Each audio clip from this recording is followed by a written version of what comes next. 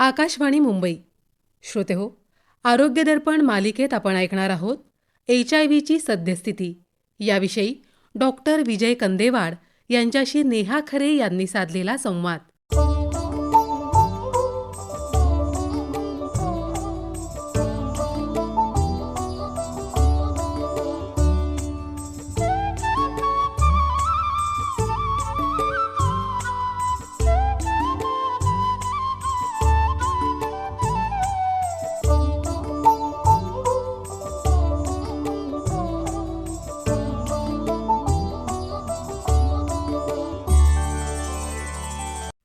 श्रोते, 1990च्या दशकात HIV, AIDS हे शब्द आपल्या कानावर पडले आणि काहीसं भीतीचं वातावरण निर्माण झालं. या आजाराविषयी फारशी माहिती नसल्याने गैरसमज सुद्धा पसरले. परंतु शासकीय यंत्रणा, स्वयंसेवी संस्था आणि वैद्यकीय क्षेत्रातलं संशोधन शिवाय जनजागृती यातून या आजारासंबंधीची अधिकाधिक माहिती लोकांपर्यंत पोहोचवायला सुरुवात झाली.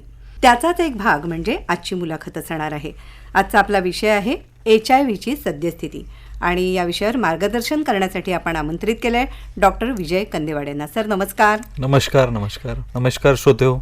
डॉक्टर विजय कंदेवाड हे महाराष्ट्र राज्य एड्स नियंत्रण सोसायटीचे अतिरिक्त प्रकल्प संचालक आहेत आणि आरोग्य सेवा पुणे इथे संचालक म्हणून कार्यरत आहेत. 25 वर्षांचा वैद्यकीय सेवेचा अनुभव डॉक्टरांपाशी आहे. आज आपण HIV ची सद्यस्थिती याच्या संदर्भात बोलताना मुळात HIV आणि एड्स याच्यामध्ये फरक काय, इथूनच सुरुवात करूया सर. बरोबर आहे. हा एक अत्यंत महत्त्वाचा प्रश्न आहे. HIV म्हणजे ह्युमन इम्युनो डिफिशियन्सी व्हायरस. म्हणजे HIV या शब्दाचं त्या व्हायरसशी म्हणजे त्या व्हायरसला आपण HIV व्हायरस असं म्हणतो. आणि एड्स जो आहे तो ऑटो इम्युन डिफिशियन्सी सिंड्रोम. म्हणजे ह्या व्हायरसचा संसर्ग झाल्याने किंवा त्याचं संक्रमण एखाद्या व्यक्तीला जर झालं तर त्यामुळे जे विविध व्याधी निर्माण होतात किंवा विविध आजारांनी तो बाधित होतो, ते अशा विविध आजारांच्या समूहाला आपण एड्स असं म्हणतो. ह्यामध्ये संभ्रम नको व्हायला, ते फार महत्वाचं आहे. म्हणजे HIV हे कारण असू शकतं पुढे एड्स होण्यासाठी. बरोबर. HIV हे व्हायरसचं नाव आहे, मुळात नाव आहे. HIV संसर्ग होण्याचे 4 प्रमुख मार्ग असे कोणते मानले जातात आणि महिलांमध्ये सुद्धा या आजाराचा संसर्ग होतो, तर त्याची कारणं काय असतात आणि महिलांकडून पुढच्या पिढीकडे संक्रमणाची शक्यता कितपत असते? हाही प्रश्न अत्यंत महत्त्वाचा आहे, बेसिक प्रश्न आहे. महाराष्ट्र एड्स नियंत्रण संस्था जी आपली मुंबईला वडाळ्यामध्ये आमचं कार्यालय आहे, आमच्या संस्थेमार्फत आपण ह्याबाबत जनजागृती मोठ्या प्रमाणात करत असतो. तर ह्याच्यामध्ये HIV संक्रमण होण्याचे जे 4 प्रमुख मार्ग आहेत त्यामध्ये सगळ्यात पहिला जो आहे तो म्हणजे HIV संक्रमित व्यक्तीशी असुरक्षित शारीरिक संबंध ठेवल्याने. त्यामुळे ही बाब अत्यंत, आपण आता यूथवर आम्ही जास्त फोकस करतो की हे सर्वांना माहिती असलं पाहिजे. त्यानंतर आहे की HIV संक्रमित रक्त चढवल्याने, म्हणजे जे दूषित रक्त असेल किंवा HIV बाधित व्यक्तीचं ब्लड डोनेशन केलेलं असेल तर अशा प्रकारे जर रक्त न टेस्ट करता चढवलं गेलं तर त्यामुळे HIV होऊ शकतो. त्यानंतर HIV संक्रमित सुईचा वापर केल्याने HIV होऊ शकतो. त्यामध्ये आता आपण बघतो की इंजेक्टिंग ड्रग युजर्स, बेसिकली जे मेट्रो सिटीजमध्ये मुंबईसारख्या ठिकाणी काही प्रमाणात हे आपल्याला IDUs आढळून येतात, जे ड्रग्ज घेतात आणि त्यांचे सिरिंज निडल शेअर करतात एकमेकांची. तर ही एक मोठी संभावना असते याच्यामध्ये की तो संक्रमण होऊ शकतं. त्यानंतर HIV संक्रमित मातेकडून तिच्या बाळाला देखील HIVचा संसर्ग होऊ शकतो. आणि आपण म्हणालात की महिलांमध्ये प्रमाण वगैरे, तर प्रमाण म्हणजे ह्या 4 बाबींवर जर आपण लक्ष केंद्रित नाही केलं तर निश्चितपणे HIVचा संसर्ग होऊ शकतो. त्यामुळे सर्वांनी ह्या 4 मार्गांचं त्या ठिकाणी लक्षात ठेवले पाहिजेत आणि त्याची काळजी घेतली पाहिजे. बरोबर. सगळ्यात पहिलं कारण तुम्ही सांगितलं ते असुरक्षित लैंगिक संबंधातून HIVचा प्रसार होऊ शकतो आणि त्यामुळे त्या बाबतीत काळजी घेणं सगळ्यात नक्कीच. त्यासाठी मग जे प्रोटेक्टिव्ह मेजर्स आहेत ते वापरले पाहिजेत. निरोधचा वापर आपण सांगतो की लैंगिक संबंधापूर्वी निरोधचा वापर करावा, ते अत्यंत महत्वाचं आहे. HIV बरा होऊ शकतो का? तर ह्यामध्ये म्हणजे MSACच्या माध्यमातून जे आमचे सगळे आरोग्य संस्था आहेत आपल्या सार्वजनिक आरोग्य विभागामधल्या, त्या ठिकाणी जवळपास आपल्याकडे 91 उपचार केंद्र आहेत. अच्छा, बरं. अँटी रेट्रोव्हायरल थेरपी उपचार केंद्र असं म्हणतो, ART सेंटर्स असतात ती. त्या ठिकाणी मोफत त्या ठिकाणी HIV बाधित व्यक्तींना तो उपचार दिला जातो. आणि ही औषधं इतकी चांगली आहेत की याचे साईड इफेक्ट्स पण कमी आहेत आणि हा आजार पूर्णपणे बरा होत नाही, हे एक लक्षात घेतलं पाहिजे. फक्त त्याला आपण नियंत्रणात ठेवू शकतो. जो व्हायरल लोड आहे आपला शरीरातला तो कमी करू शकतो आपण. आणि यामध्ये महत्त्वाचं आहे की जो HIV सह जगणारा व्यक्ती आहे तर त्या व्यक्तीने हे उपचार नियमितपणे घेतले पाहिजेत. मध्येच त्याला ड्रॉपआउट नाही केलं पाहिजे, औषधं सोडून नाही दिली पाहिजे. त्याने आहार चांगला घेतला पाहिजे, व्यायाम नियमितपणे केला पाहिजे आणि त्या ठिकाणी योगा, मेडिटेशन अशा प्रकारे जर त्यांनी जीवनशैलीचा चांगला अवलंब केला तर निश्चितपणे त्यांचं आयुर्मान वाढू शकतं. आज आमच्याकडे उपचार घेणारे, आता एक उदाहरण देतो मी, नागपूरमध्ये एक 90 वर्षाचे गृहस्थ आहेत. अच्छा, जे HIVचा उपचाराखाली आहेत आणि अगदी व्यवस्थित आहेत. त्यांच्या वयाच्या मानाने त्यांची प्रकृती चांगली आहे. तर 80 ते 90च्या दरम्यानचे आमच्याकडे रुग्ण अजूनही ते उपचाराखाली आहेत. यावरून लक्षात येईल आपल्याला की यांचं आयुष्यमान सुद्धा चांगलं राहू शकतं जर त्यांनी चांगल्या जीवनशैलीचा अवलंब केला तर. म्हणजे जीवनशैली एक तर चांगली असणं आणि उपचारांमध्ये सातत्य सुद्धा असायला अत्यंत महत्वाचं. खरं तर हा पहिला मानसिक आघात असेल ना, की अशा प्रकारे ज्या वेळेला समजतं की HIV बाधित एखादी व्यक्ती आहे त्यावेळेला. ज्यावेळी सुरुवातीला आपण जसं 90 मध्ये म्हणालात, म्हणजे 88-90 त्या दरम्यान खरोखर म्हणजे खूप लोक घाबरलेले होते, जनतेमध्ये खूप संभ्रम होता. पण आज आपण अगदी बरोबर आहे, कारण ह्याला उपचार नाही वगैरे अशी जी भावना निर्माण झाली होती. पण आज ही औषधं चांगल्या पद्धतीने काम करतायत. विषाणूचा स्तर त्या रक्तामधला त्या व्यक्तीचा तो नियंत्रणात राहतो. त्यामुळे ही भीती आता बरीचशी कमी झालेली आहे. अवेअरनेस वाढलेला आहे. मीडिया आहे, सोशल मीडिया आहे, विविध इलेक्ट्रॉनिक मीडिया, वृत्तपत्र या माध्यमातून प्रचार प्रसार झालेला आहे. बरोबर. आकाशवाणीच्या माध्यमातून आकाशवाणी निश्चितपणे, मी दरवर्षी आमच्या, आता हा डिसेंबर महिना आमच्यासाठी महत्त्वाचा असतो, त्यामुळे आपला 1 डिसेंबरला वर्ल्ड एड डे असतो आणि त्यानंतर हा महिना आम्ही पूर्ण या ठिकाणी प्रसिद्धीसाठी वापरतो.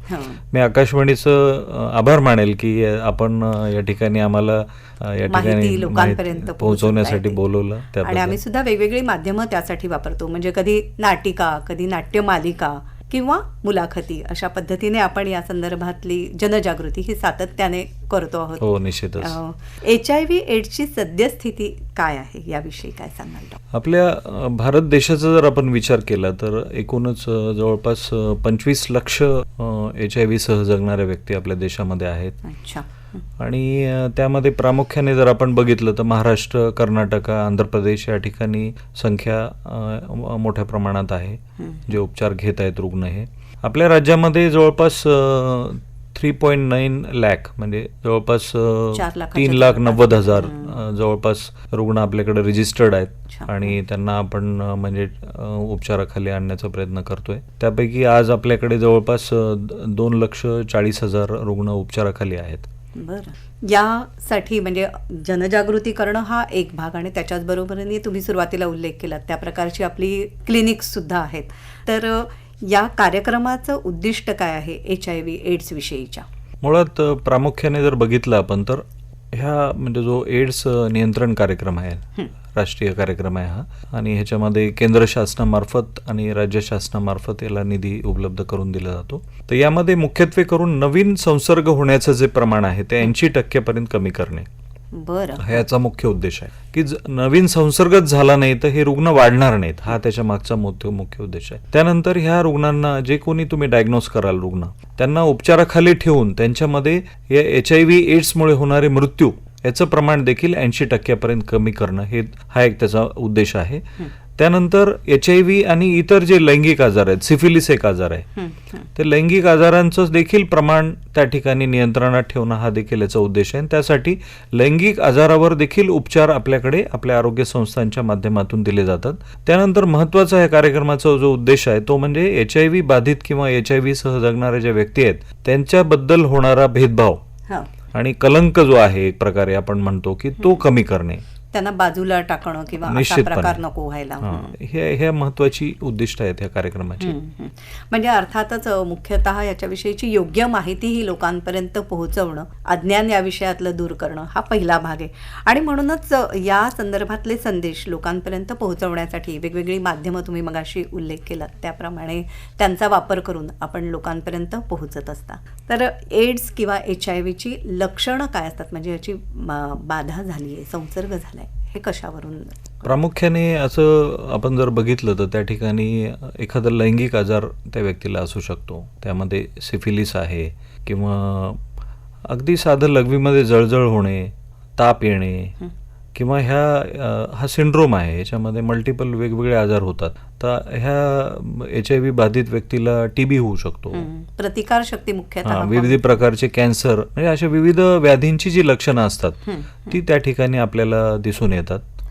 त्यामध्ये लैंगिक आजार जे आहेत सिफिलिस सारखे, त्या ठिकाणी जो आपला प्रायव्हेट पार्ट्सवर त्या ठिकाणी जखमा असणे, अल्सर्स होणे, आणि महिलांमध्ये प्रामुख्याने जर बघितलं तर पांढरा पदर जाणे वगैरे आपण म्हणतो, अशा प्रकारे सुद्धा ते प्रेझेंट होऊ शकतात. त्यामुळे असे कुठे आपल्याला काही लक्षणं असले किंवा एखाद्या व्यक्तीला जर समजा शंका असेल की आपल्याकडून काही चूक झालेली आहे, तर त्यावेळी त्यांनी तो संशय दूर करण्यासाठी HIV टेस्टिंग करून घेणं हे फार महत्त्वाचं आहे. हे मी सर्व श्रोत्यांना या ठिकाणी आवाहन करेल की आपल्याला शंका असेल आपण HIVची चाचणी करून घेतलं पाहिजे.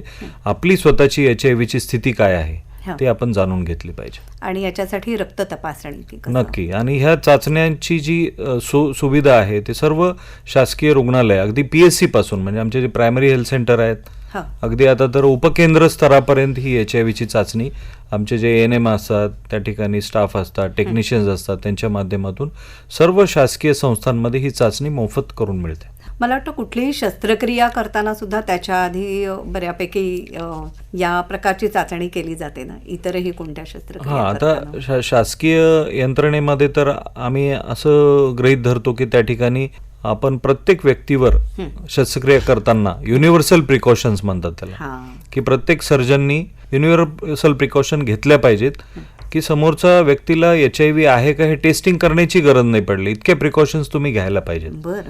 तर हे मी आवाहन करतो की आमच्या शासकीय यंत्रणेला आणि सर्व खाजगी डॉक्टर्सना देखील की आपण टेस्टिंगवर भर न देता आपण कुठलेही रुग्णावर शस्त्रक्रिया करताना किंवा काही प्रोसिजर करताना, प्रसूती असेल समजा, डिलिव्हरी असेल, तर त्या ठिकाणी प्रिकॉशन्स सर्वांनी घेतल्या पाहिजे, डॉक्टरांनी, तिथल्या पॅरामेडिक्सनी. म्हणजे सिरिंजचा वापर असेल किंवा रुग्णाच्या बाबतीत शक्य ती सगळी काळजी घेतली पाहिजे. बरोबर. HIV सह जगणाऱ्या व्यक्तींना कोणत्या उपचार सुविधा उपलब्ध आहेत? आपल्याकडे मी मगाशी बोलल्याप्रमाणे शासकीय सर्व ज्या आरोग्य संस्था आहेत सार्वजनिक आरोग्य विभागाच्या अंतर्गत, त्यामध्ये आपल्याकडे टेस्टिंग आणि काउन्सिलिंग, समुपदेशन, म्हणजे नुसती चाचणी आपण करत नाही, तर आपल्याकडे इंटिग्रेटेड काउन्सिलिंग टेस्टिंग सेंटर आहेत. तर ते आपल्या ग्रामीण रुग्णालयामध्ये, उपजिल्हा रुग्णालयामध्ये, जिल्हा रुग्णालयामध्ये, मेडिकल कॉलेजेसमध्ये, अगदी आता मुंबईमधले कॉर्पोरेशनचे जे मेडिकल कॉलेज आहे तिथे पण हे सेंटर आहे. आणि FICTC म्हणजे फॅसिलिटी बेस्ड ICTC, किंवा आता आम्ही PPP बेसवर पण काही प्रायव्हेट मेडिकल कॉलेजला पण दिलेलं आहे. तर ह्या टेस्टिंग तिथे केल्या जातात. मोबाईल ICTC पण आहेत आपल्याकडे. मोबाईल व्हॅनमध्ये काही NGOच्या माध्यमातून त्या ठिकाणी टेस्टिंग आणि समुपदेशन केलं जातं.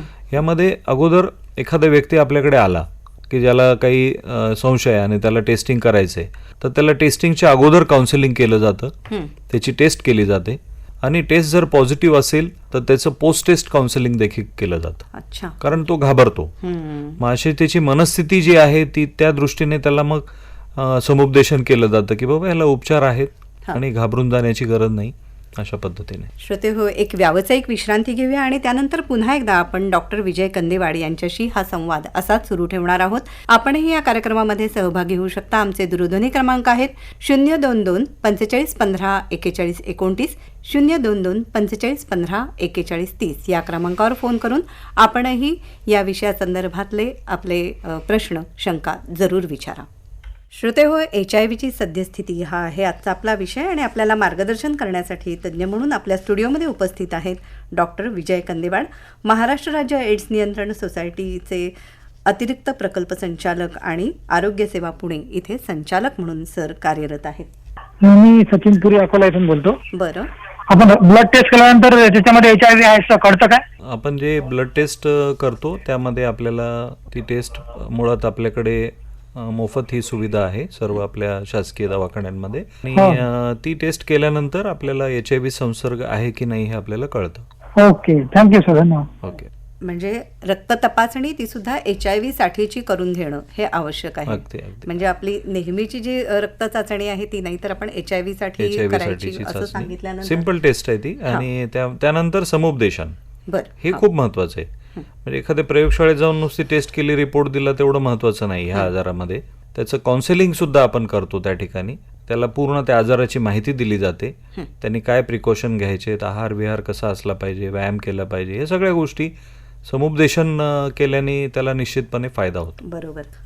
जसं मगाशी म्हटलं की आधी पहिला तो धक्का वाटायचा की हो, असं निश्चित मॅडम. HIV ची बाधा झाली आहे म्हटल्यानंतर. अजूनही मॅडम म्हणजे आता जे पेशंट आमच्याकडे येतात ना, ते शॉकमध्ये असतात. ते एखाद्याचा रिपोर्ट जेव्हा आपण त्याला पॉझिटिव्ह आमचा काउन्सिलर सांगतो, हा. तर ते त्यावेळी एकदम म्हणजे शॉक बसमध्ये बसलेला असतो त्यांना. हॅलो, हा, नमस्कार. रोहित कुंभार बोलतोय साताऱ्यावरून. बोला. तर समलिंगी संबंधामुळे एड्स होतो का हे विचारायचं होतं. बरं. हो, समलिंगी कुंभारजी, आपला प्रश्न खूप अत्यंत महत्त्वाचा आहे. याच्यामध्ये असुरक्षित लैंगिक संबंध ठेवल्याने एड्स होऊ शकतो, HIV संसर्ग होऊ शकतो, हे आपण लक्षात ठेवलं पाहिजे. त्यामुळे समलिंगी संबंध असतील तरी देखील त्यामध्ये तेवढेच चान्सेस आहेत की त्यामध्ये आपल्याला हा संसर्ग होऊ शकतो. आपण HIV AIDS विषयासंदर्भातले आपल्या शंका ह्या आम्हाला अवश्य विचारा. डॉक्टर विजय कंदेवाड आपल्यासोबत आहेत. जर तुम्ही म्हणालात त्याप्रमाणे समुपदेशन हा फार महत्त्वाचा भाग असतो उपचारांमध्ये, पण एकदा ते समुपदेशन केल्यानंतर त्याचा चांगला परिणाम दिसून येतो, अशी काही उदाहरणं आम्हाला सांगाल का? हो, आता मी ह्यामध्ये मॅडम, आता मी जसं नागपूरचं उदाहरण दिलं आपल्याला, की म्हणजे एखादा व्यक्ती जेव्हा 90 वर्षापर्यंत चांगल्या पद्धतीने जगू शकतो. आणि यात मला एक अजून सांगायचं की आपल्याला जे ART केंद्र आहेत आपले उपचार केंद्र, तिथे पण आमचा काउन्सिलर असतो. त्यांचा प्रयत्न हाच असतो की एखादा व्यक्ती HIV बाधित व्यक्ती उपचाराखाली आला की त्याला तिथे त्या उपचारावर ठेवणे, मेंटेन करणे. बरोबर. त्या दृष्टीने त्याचं समुपदेशन महत्वाचं आहे. कारण ते उपचार सातत्याने जर अर्धवट त्यांनी न सोडणे हे देखील महत्वाचं आहे. आणि त्याच्यासाठी सुद्धा समुपदेशन आवश्यक आहे. हॅलो. हॅलो, मी आपला रेग्युलर श्रोता लीलाधर चोपडे कारंजा घाडगेवरनं बोलतोय. प्रश्न विचारा. डॉक्टर साहेबांना माझा प्रश्न असा आहे की डॉक्टर साहेब, काही जे धूम्रपान करणारी जी लोक असतात, उदाहरणार्थ गांजा, चिली ओढणारे, हे काही लोक एकामेकाच्या तोंडातून दुसऱ्याला देतात, तर त्याही लोकांचं असं काही होऊ शकतं का? यांनाही काही HIV ची बाधा होऊ शकते का? हा माझा प्रश्न. आता हा प्रश्न म्हणजे थोडासा मार्मिक आहे. व्यसनाधीनता आणि आता ह्याच्यामध्ये मेनली मी तुम्हाला मगाशी सांगितलं की या ठिकाणी ज्या निर्जंतुक न केलेल्या सुयांचा वापर किंवा इंजेक्शन सुया शेअर करणे, जे इंजेक्टिंग ड्रग युजर्स वगैरे असतात, या बाबतीत आपले त्या ठिकाणी ऑब्झर्वेशन्स आहेत की त्या माध्यमातून HIVचा संसर्ग होतो. म्हणजे मादक पदार्थांचं सेवन इंजेक्शनच्या सुया शेअर करणे, सिरिंजेस शेअर करणे, निडल शेअर करणे, हे होतं मॅडम. ही कॉमन प्रॅक्टिस आहे. जे ड्रग युजर्स असतात ते मोठ्या शहरांमध्ये त्याचं काही प्रमाणात ते केसेस आढळून येतात, तर तिथे हे आढळून येतं. हॅलो. हॅलो, मी आपल्याशी विश्वनाथ मिस्त्री बोलत आहे, निंबोरा तालुका, अंबाणे, जिल्हा जळगाव. बरं, बोला. एड्सला हे 4 कारण सांगितली गेलेली आहेत, पण याच्या व्यतिरिक्त अजून काही कारण आहेत का? आणि दुसरी गोष्ट, आता समजा एखादा एड्स झालेला व्यक्ती धूम्रपान करणारा आहे आणि त्याची जर थुंकी दुसरी तोंडावर उडाली समजा, तर त्याच्या मार्फत एड्स होऊ शकतो का? HIV संक्रमण होण्याचे मुख्य 4 प्रमुख जे मार्ग आहेत ते मी सांगितलेले आहेत आपल्याला सुरुवातीलाच.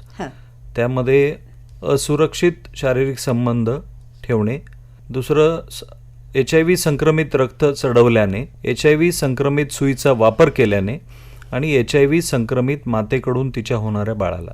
पण यामध्ये मी ॲडिशनली यांच्या प्रश्नाला उत्तर देताना सांगेल की असं थुंकीतून जे ते म्हणतायत त्यांनी काही रेस्पिरेटरी इलनेस, म्हणजे जे फुफ्फुसाचे आजार, जसं TB सारखे आजार, एखादा थुंकी किंवा खोकला, त्याचे ड्रॉपलेट इन्फेक्शन म्हणतो आपण, त्या माध्यमातून इतर आजार त्या ठिकाणी TB सारखे किंवा फुफ्फुसाचे आजार पसरू शकतात. HIVचा प्रसार रोखण्यासाठी कोणत्या यंत्रणा कार्यरत आहेत आपल्याकडे? या ठिकाणी आता आमच्या सार्वजनिक आरोग्य विभागाच्या अधीनस्थ आमचे जवळपास 521 हॉस्पिटल्स आहेत. त्या सर्व रुग्णालये, त्यानंतर आमचे 2000 प्राथमिक आरोग्य केंद्र आहेत. अच्छा. आणि आपले जवळपास 10,500 उपकेंद्र आहेत. म्हणजे प्रत्येक विलेज लेवलपासून आमची यंत्रणा आहे, ज्या ठिकाणी उपकेंद्र, प्राथमिक आरोग्य केंद्र स्तरावर सुद्धा ह्याची चाचणी केली जाते. रुग्णालयांमध्ये जर बघितलं आपण, ग्रामीण रुग्णालय, उपजिल्हा रुग्णालय, जिल्हा रुग्णालय, मेडिकल कॉलेज, या ठिकाणी ICTC म्हणतो आपण त्याला, integrated counselling and testing centre, या माध्यमातून त्यांची चाचणी होते, समुपदेशन होतं. ART केंद्र आपले 91 आहेत. त्यामध्ये आणि लिंक ART केंद्र जवळपास 250 आहेत. तर त्या ठिकाणी उपचाराची सोय आहे. हां. त्यानंतर लैंगिक आजारांचं समुपदेशन आणि त्या ठिकाणी उपचार ते ह्या बाबींसाठी टेस्टिंगसाठी ते सुद्धा आपल्याकडे 53 अशी उपचार केंद्र आहेत. बरं. ती जे मोठ्या रुग्णालयांमध्ये आहेत. हॅलो, हा बोला. सर्वप्रथम माझं तुम्ही दोघांना सौम्य स्वप्नम नमस्कार. नमस्कार. नमस्कार. आणि माझा पहिला प्रश्न आहे, हा जो रोग आहे एकदम महाभयंकर, याचा कधी इलाज येणार नाही का? अच्छा. आणि दुसरा आहे अगर याचा बचाव करायचा असला तर हा रोग ना होता यासाठी काय उपाय करावा लागेल? बर. हे मला 2 प्रश्नाचे उत्तर द्या तुम्ही मला. आम्ही हा कार्यक्रम आमच्या अकोला प्रिय आकाश आणि अकोला केंद्रावरून ऐकत असतो. बरं बरं, धन्यवाद आपल्याला. तर हे दोन्ही प्रश्न अत्यंत महत्त्वाचे आहेत. सर्व श्रोत्यांसाठी मी इथे सांगू शकतो पुन्हा एकदा हां. की आपल्याला, मी मगाशी पण बोललो की आपल्या शासनाने ही काळजी घेतलेली आहे. ज्या व्यक्तीला HIV संक्रमण झालं असेल, एड्स आजार झाला असेल, त्यांना हा उपचाराची सोय आपल्याकडे ऑलरेडी केलेली आहे त्यामध्ये. आणि हे औषधोपचार आपल्या सर्व शासकीय रुग्णालयांमध्ये उपलब्ध आहेत. बरोबर. त्याचबरोबर आपल्याला हे होऊच नये म्हणून प्रिकॉशन घेणं फार महत्त्वाचं आहे. सर्व आता महिला भगिनी इथे आहेत आणि यूथ काही जे ऐकत असतील, तरुण मंडळी, त्यांना मी इथे आवाहन करतो.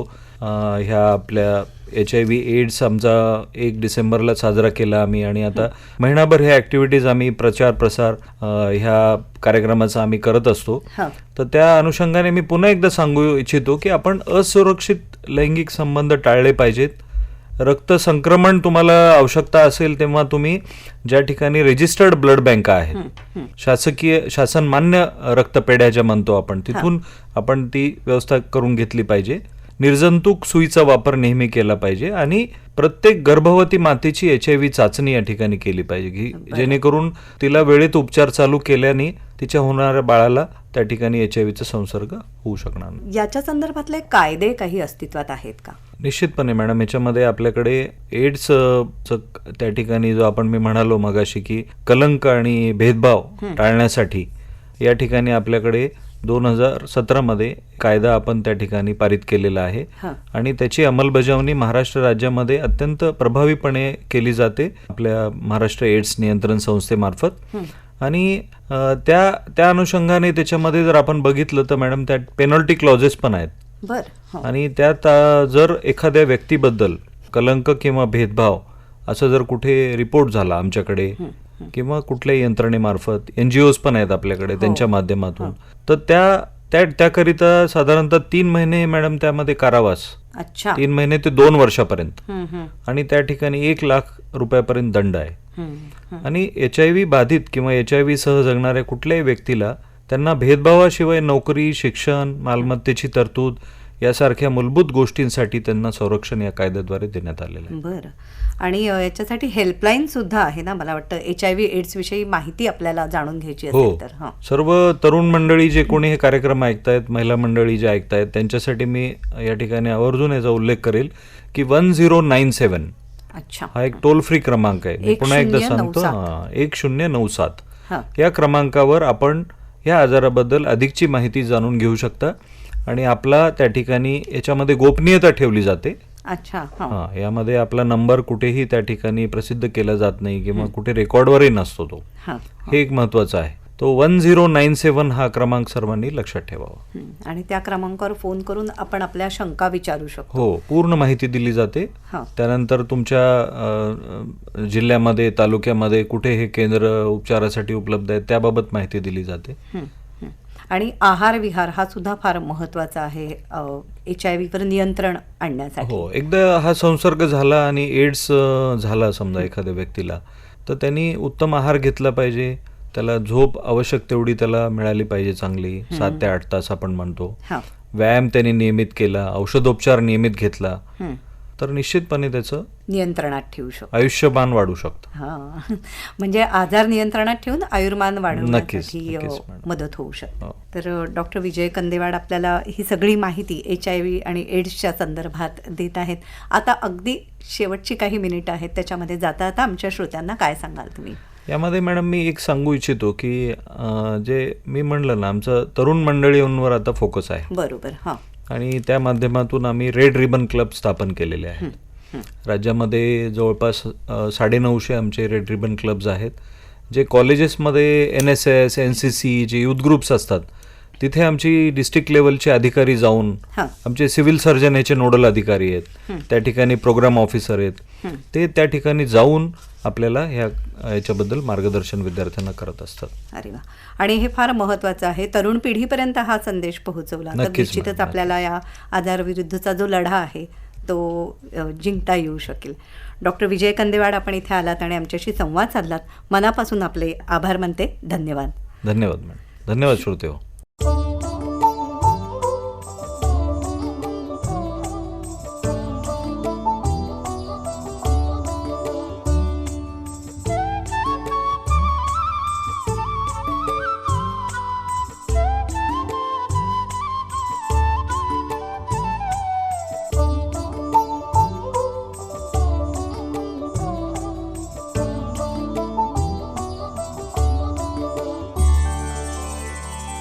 श्रोते हो, HIV सद्यस्थिती याविषयी डॉक्टर विजय कंदेवाड यांच्याशी नेहा खरे यांनी साधलेला संवाद आत्ताच आपण ऐकला.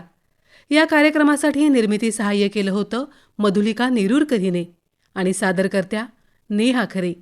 ही आकाशवाणी मुंबई केंद्राची निर्मिती होती.